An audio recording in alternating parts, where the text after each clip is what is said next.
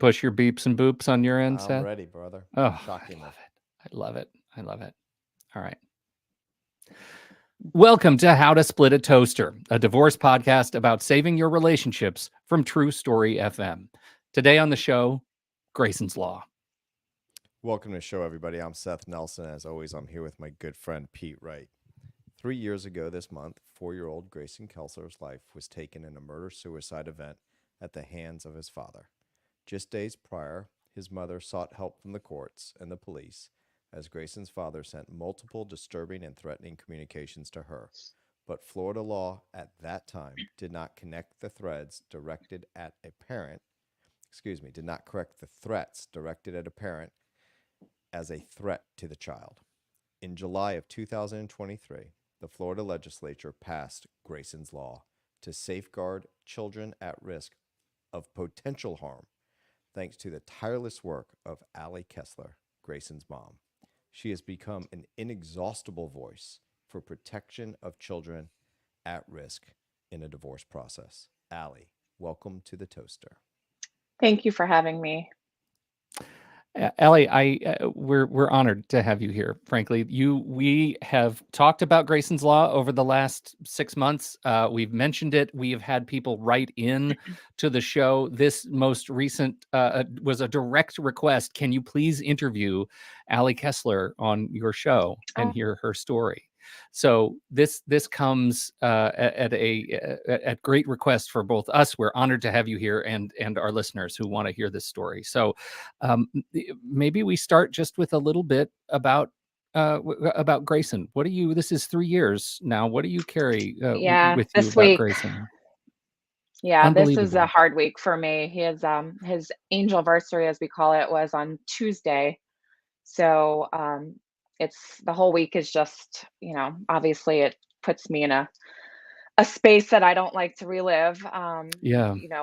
Being that, there's the day that we think he passed away, the day that his death certificate says, and, the day I found out. So it just, it's a horrible time. But Greyson was the light of my life. He was the light of everyone's life that knew him. He was just the happiest, cutest, funniest little boy that any parent could ask for. And I was blessed to have had him even just for 4 years. I have to tell you, I spent a couple hours before recording the show watching some of the videos on the Greyson's page on YouTube, and I watched the first angelversary, and I've watched it is just an extraordinary. I feel like I knew him. It's just such an incredible and loving outreach. The thing that gets me, I think, is when we're talking about, in this case, Florida family law, at some point, I mean, you're not the first person, sadly, to have gone through this, but at some point, you made a turn and became the advocate, somebody to take up the mantle and make change. It was not by choice. Well, how did that manifest for you? Honestly, I just woke up. Like, I just woke up every day and got out of bed, even though I didn't want to. I had a large community of family law advocates and senators and House representatives that wanted to see change. So, together we met. I told them my story, and the senator and a couple of other people got the Florida bar involved to help write Greyson's Law the second time around, and it just came from there. I started Greyson's Choice, a foundation that I created, a nonprofit, to be a resource for other parents or people going through something similar, so they can at least read our story and see some maybe contacts who they can call, but then it kind of just morphed into there, and we just had our first fundraiser, and just trying to figure out the best way to help all of the people that do reach out to me as well. Yeah. Grayson's Law, I imagine, just my understanding from, I guess, Schoolhouse Rock, I'm just a Bill, which is pretty much the extent of my understanding of how these things happen. I Yeah. imagine your experience was there were a lot of things you wanted to accomplish Yeah. in this law. Can you walk us through what the law is and how that compares to what you intended when you started? And what was it before? Yes. Well, right after it happened, in the first year we tried to get it passed. It did not pass. It didn't even go to the House at all. It went through the first round in the Senate, and that was it. Um, uh, we talked a lot about coercive control, because I wanted to make sure that the definition was changed. Because part of the issue for me was that they said, there wasn't enough evidence of abuse, and that the threats were to me and not my child. So second time around, we worked with the Florida bar so that we can come up with something that, they thought everyone would agree with. They took out a lot of verbiage about coercive control, which I'd like to see at some point be amended. But right now, it just basically says that, the court can be required to consider threats against, spouses or ex-partners, when making their child visitation and custody determinations in court.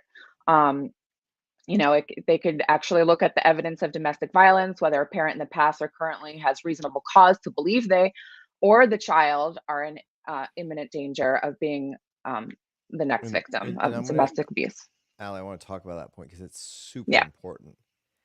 It's whether the parent, Pete, who is hearing the information, not the one that's saying it, the one that's hearing it, do they have a reasonable threat?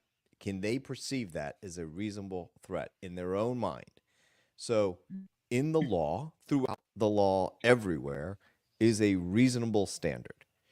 And in law school, it's very common for someone to raise their hand or the professor to ask through the Socratic method, what is reasonable? And one of my law school professors said, whatever Harry would do.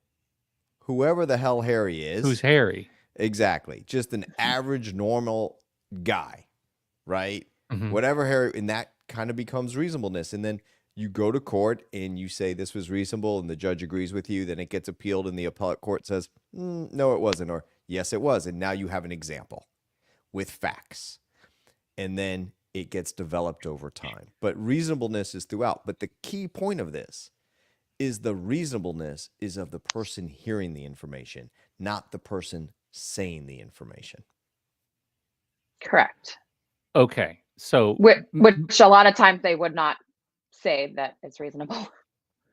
well, and this was the real sort of I think deciding factor on why this was controversial, because you had gone and asked for help days before this event, and they had no legal recourse. There was no I mean they had nothing they could do.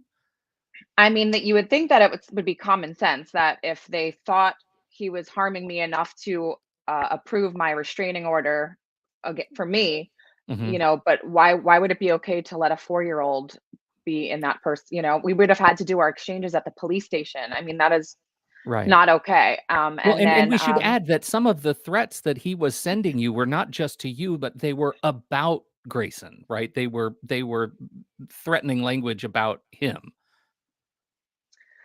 I mean, he never in so many words said, I am going to kill Grayson. Right. But his behavior, his erratic behavior in the months, leading up to this event was alarming. Yeah. Definitely not the norm. There were plenty of red flags, many patterns of behavior that a judge should have looked at, not just the one time I was going down for the restraining order, where I literally wrote in big letters, I'm afraid for my life and most of all, my child's life. And gave them like a 250-page document of every text, everything that's on. And they just didn't find it to be warranted of abuse, and they didn't and they said, because like I said, it was to me and not Greyson, Mhm. that he would, still have to go for his regular time sharing. This is the thing, and I wonder, Seth, if you could comment on this, because I think what in my head, everything that Ali's talking about highlights this massive hole between reality and the courts, and I cannot wrap my head around it. Can you comment? I'm happy to comment, and the comment's not positive. Yeah. Sometimes you cannot reconcile what I tell my clients of, if we are sitting having a meal together, I'm agreeing with you 100% of the time. But if I'm in the courtroom, it is a different outcome. In the law, in the legal system, in the presentation of evidence, in what the judges hear and how the judges interpret the law, with all their unconscious bias in whether they're brand new to the bench a long time, just gets in the way of common sense. And Yeah. I There, see it, unfortunately, to this day, every day, when I deal with the court system. And part of it has to fall on judges not doing their job. Part of it has to fall on the system where we elect judges. They get sent into domestic violence court or family law court, and they've never practiced family law ever. The last time they saw a family law hypothetical or a question was on the bar exam. And yeah. here we are with bad decisions. Yeah, I had 3 different judges touch my case in the course of 2 days, while this was Wow. going on, and they weren't the same judge that we used for family court. So, a part of it is, yes, the judges are not trained properly. They have no idea what this type of abuse is or what to look for, which is part of what I want Grayson's Choice to do, and provide training to not just judges and lawyers, but police, because the police will not intervene if they find out that you're in family court. That's right. It's a family Um, court matter. It's a civil yeah, matter, not a criminal one. We are not correct. getting involved. Yeah, they would not help me. I said, I believe my son is stranded in the apartment. He could be dead. They're missing. He was missing for 2 days. He wasn't in school, and his father was missing too. And his father's family in Jersey were calling the police in Fort Lauderdale saying my brother may have killed himself and there's a toddler. And they still said, no, we can't touch it. It's family court. You have to get an emergency pickup order, which was denied Wow. by another judge. Wow. And let me be clear what an emergency pickup order Please. is. Okay. And we deal with this frequently. So you're in a family law dispute and you believe that the child is in danger. And for it to be emergency, we've talked about this before. In Florida, there's a case called Smith v. Kreider. So you have to meet the elements of Smith v. Kreider, which is you believe this child is going to be in harm's way or is currently in harm's way. Like it's happening, right? Mhm. So you can't file an emergency motion for attorney's fees. That's not an emergency. Right. Okay. But this is when they're in harm's way. And you're then saying what we need is a police officer to go to where the child is and get the child and give it to the mentally stable, healthy parent, remove them from the dangerous situation. Pete, this is unbelievably difficult to do. What are the constituent requirements? Well, you're supposed to show that there's immediate threat. But now that there's Greyson's law, you can show, look, I have a reasonable fear that this is happening. Yeah. It changes the standard, right? So, but you have to educate the judges on that. And they are getting emergency motion after emergency motion after emergency motion on things that don't even have to deal with safety of children. Yeah. And so when they see emergency come through, they are literally numb to it. And what we see a lot is if you denied, but if you think the child's in danger, call DCF, Department of Children and Family.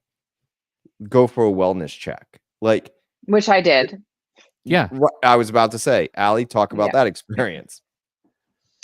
I mean, the day I was searching for Gray was, it was just a fruitless point. I called for the Fort Lauderdale police to give me an escort in the morning to go to the John's apartment to get Gray. Um, it's a gated community, so they knocked on the door. They said nobody answered. I said, "Well, break it down." And of course, they said no. And they said even if we found him, you would need an emergency pickup order. And we just did a whole song and dance. Throughout the course of the day, I spoke to Child Protective Services. I spoke to Broward County Sheriff's Office, and the suicide prevention hotline. I mean, I was calling anyone that I can think of that could help sort of escalate this to the degree that I believe that we were in. And literally, the police told me that they just can't send another cop out there. That they'll have to do another wellness check tomorrow because they sent like 5 and all they did was knock on the door. And I actually saw the body cam footage of a few of them who were just thought it was a joke and were laughing in the elevator and you know um, Ugh. just being completely out of line. And yeah, nobody really did anything at the door. They knocked, they didn't hear anything. They went on their merry way.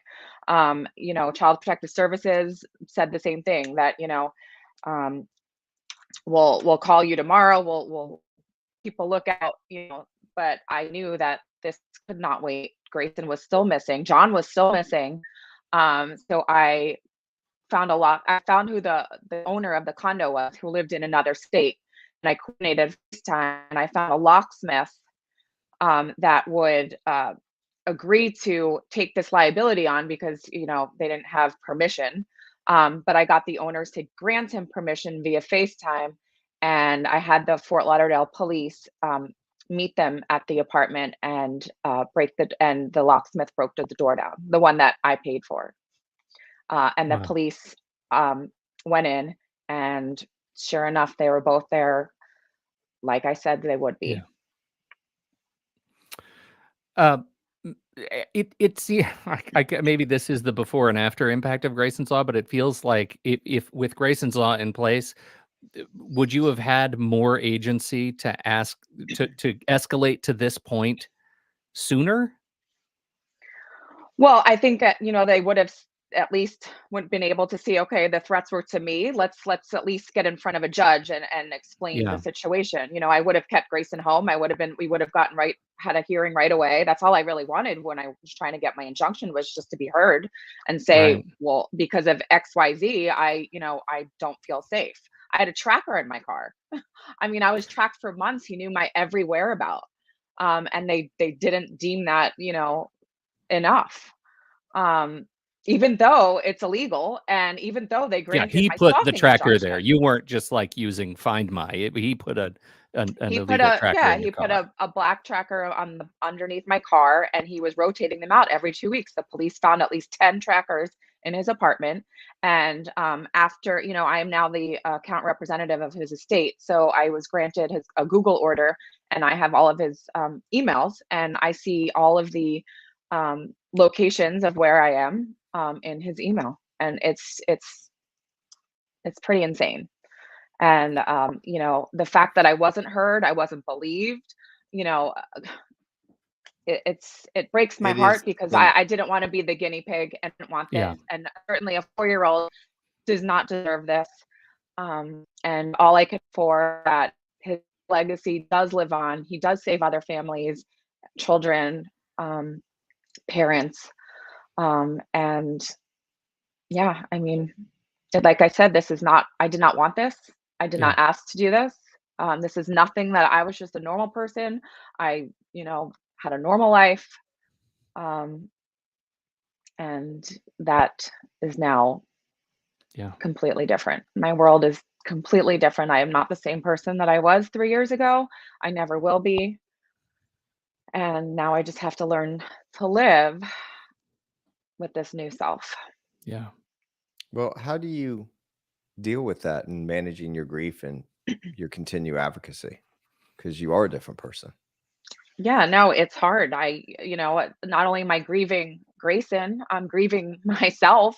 I don't recognize myself anymore. I used to be funny. I used to do sketch comedy. I used to teach sketch comedy. I don't have the personality anymore. I cry a lot. But yeah, I lost Gray, but I also am not a mom anymore, to the extent where I don't have to get up and take someone to school or make lunches and whatnot. I So I will never have grandchildren. I will never have special moments, looking forward to a family. I was robbed of all of that. And it's a lot. It's a lot. Uh, what is I mean, you mentioned early on that you are you have hopes for continued training and development. What is the Yeah. kind of work that you're doing now to continue the investment into what you've gained with Grayson's Law? I've been very open about sharing my story with anyone that wants to know, because I believe that it's so important, even out of state. This is happening in every state. I actually was with Caden's Law, Caden's mom, Kathy, over in Pennsylvania, to get that passed federally. We're trying to possibly get some version of Caden's Law amended into Grayson's Law, so we can get some federal funding. But I've been helping. I've been doing a little webinars with law firms and CLE programs. I worked with the Broward County, Florida Bar Division of Family Law. We did, what is Grayson's Law? I shared my story. I'm doing everything I can to advocate and be that person. And then eventually would like to set up trainings, workshops, get all that going for, like I said, Mhm. judges, lawyers, police officers, maybe do lunch and learns with the police to tell them about coercive control and things to look for and patterns of behaviors to look for when you don't have physical scars, We stuff like that. let's talk just briefly about coercive control, because you've talked about that and you mentioned that was in the first version of Grayson's Law and it was taken out in the law that was passed. Can Yeah, we talk a little bit about what coercive control is in this context and why we need to be on the lookout for it? it's probably one of the hardest types of abuse to diagnose. Is that the right word? To prove. Because, like I said, there are no physical scars, and it's just kind of like using a lot of manipulation, a lot of gaslighting, a lot of using the child as a pawn, um, controlling the other person's whereabouts or finances, um, and just sort of just having an emotional type of abuse. I was degraded, I was Mhm. humiliated, I was, Threatened. and threatened. Yeah, I mean, I had a tracker in my car. He refused to pay for Grayson's school camp, even though he, was ordered to pay half. He just made every single thing difficult, to the point where at one point he literally called the police on himself because he just sat outside our house with Grayson home and honked the horn trying to pick him up on not his day, and just like caused a whole scene. And Mhm. it's I believe a type of personality disorder. It could stem from a lot of narcissistic behaviors, where you believe I'm here and the other parent is here, and you just want to control the situation and sort of get your way. Hmm. That was a very roundabout definition, and I'm sure there's a more textbook one, but Well, that's what But yeah, I you that's mean, the exact problem, Pete. yeah, Like, right. like I'm in court and I show all of this behavior, and you got counsel on the other side that says no impact to the kid, no Yeah, nexus to the kid. That's prior to Grayson's Law. Now I get to say, Judge, you get to consider this, right? Yeah. You get to consider this. And the law just changed last year, and we don't want another incident like this, right? And there's two things judges hate. They hate being overturned on appeal. They don't like being told they were wrong, and they don't want to be the judge that's in the press of denying the motion. Like, these are human beings we're going in front of. Right. So, and it goes from there. And it is extremely difficult in court because every day they hear stories like this, day after day, motion after motion, and they become numb to it. And they think it's thankfully, normal. They think it's normal that, that's right. parents are just arguing, bickering. They're like, oh, this happens to everyone. I'm like, no, this does Yeah. not happen to everyone. Because first of all, John and I were never together. We never had that happy family unit. We didn't even really date. I was a single mom. He moved down here when Grayson was 6 months old. And he just got 50% custody for just having DNA. And So I that's think, as we all know, that's the current presumption in Florida family law. yeah. Yeah. Right, which I think, I think that if you're not married or living together, I should think that a separate set of rules should apply. I virtually had to hand my 6-month-old over to a stranger. Yeah. Yeah. Wow. Is there any way to judge over the last, I mean, now it's been 10 months since the law was signed. Is there any way to Yeah. judge or gauge how it has changed cases? Are you tracking that?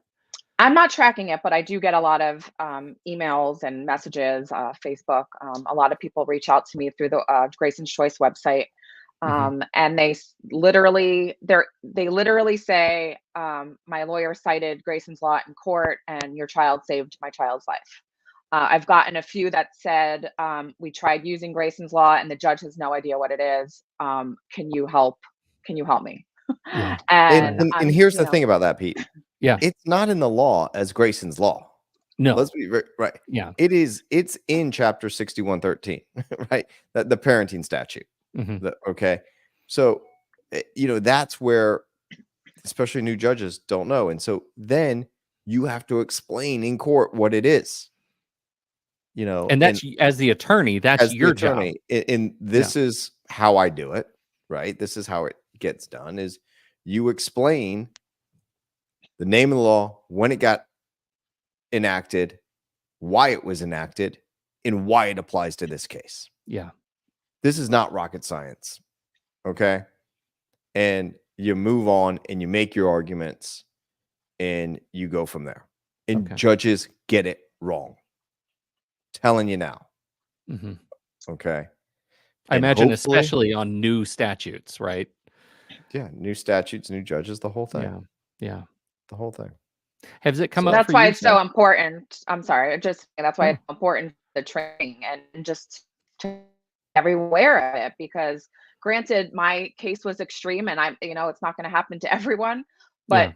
you never know. You just don't know, because it's happening at an alarming rate. Like I keep hearing all these stories around me, one just down the street, of a Mhm. murder suicide. I mean, it's just absolutely bonkers.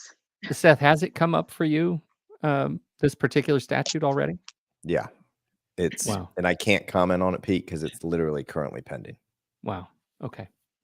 So, Well, then but- I won't poke, counselor. well, I appreciate that, sir, but Yeah. we're well aware. So, Okay. Well, if you can let me know the status after, I would really love to know. I will certainly let you know.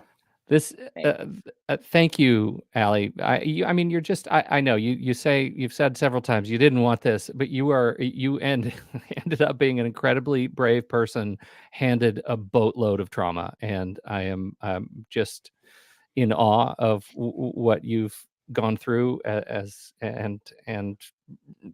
really grateful that you've taken the time to talk with our audience today. And Thank you so Of much. course. Pete, let's just point out, and we want to get this exactly right. It's graysonschoice.org, and it's in the show notes, but it's so Yeah. important. It's GRESON YSON. Why? Y. See, get it right. Get it? Seth. Yeah, we got to get it right.